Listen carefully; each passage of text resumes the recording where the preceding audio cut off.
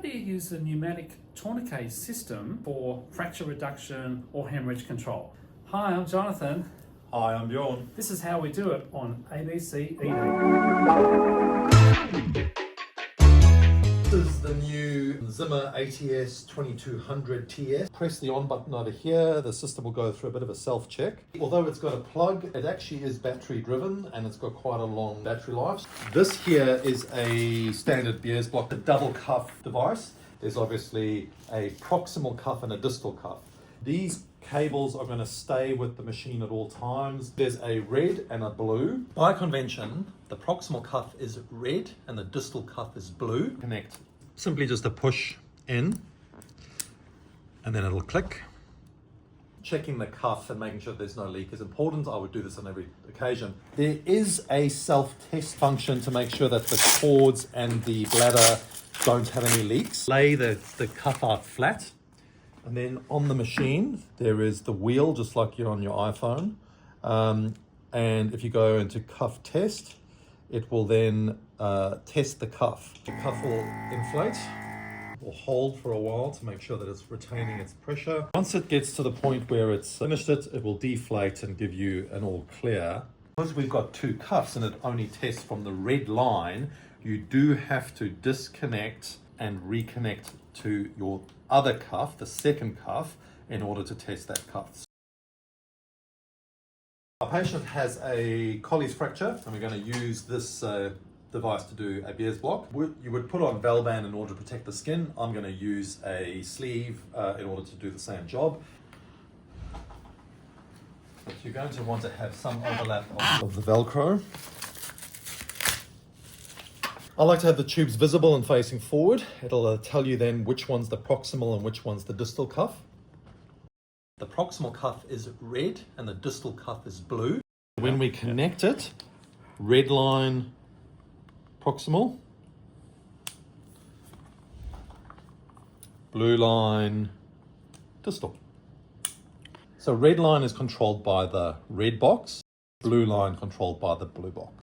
Proximal red, distal blue. Now you can set the pressure, obviously depending on what you're trying to achieve. Biers block versus hemorrhage control. Biers block 100 over the systolic. So you can hold to be able to rapidly change the pressures, or you can do it by like that. Click there and it'll then set to 159. If I wanted to do this one, I could set that one to the same pressure.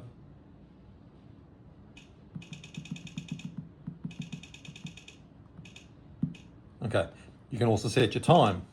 Obviously, depending on what you're trying to achieve here, biers block, you need to have a minimum of 20 minutes, a maximum of 40 minutes.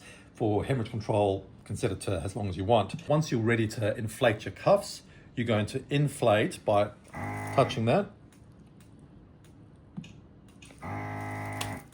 Okay.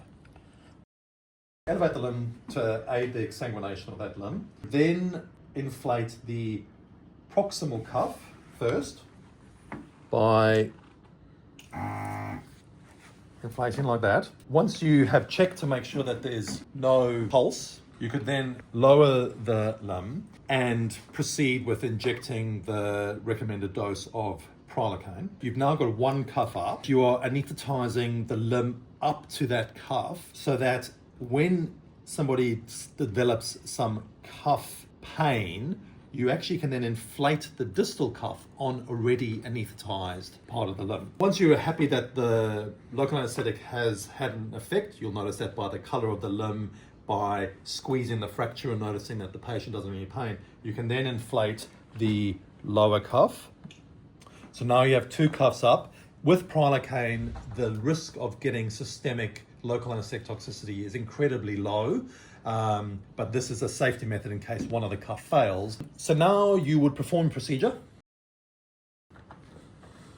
Done. You've waited your required 20 minutes and you're ready to deflate the cuff. It's obviously very important the cuff doesn't deflate inadvertently, so it's got a very specific process. It is to hold the deflate and to pull down and hold it there until it deflates. And then it doesn't want you to deflate both without really meaning to. So when you do the same on this side, it will ask you to confirm that you wish to deflate.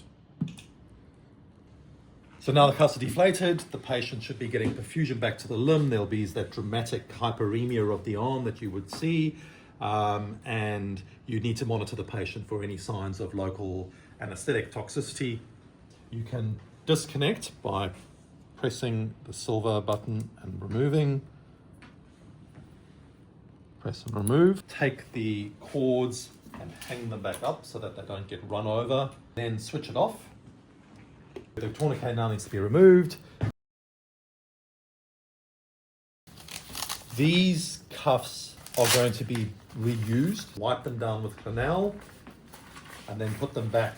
The Zimmer, it's got an excellent battery life. However, when you return it back to the procedure room, it would be great if you plugged it in so that that battery was charged and maintained. And that's how we use the pneumatic tourniquet device.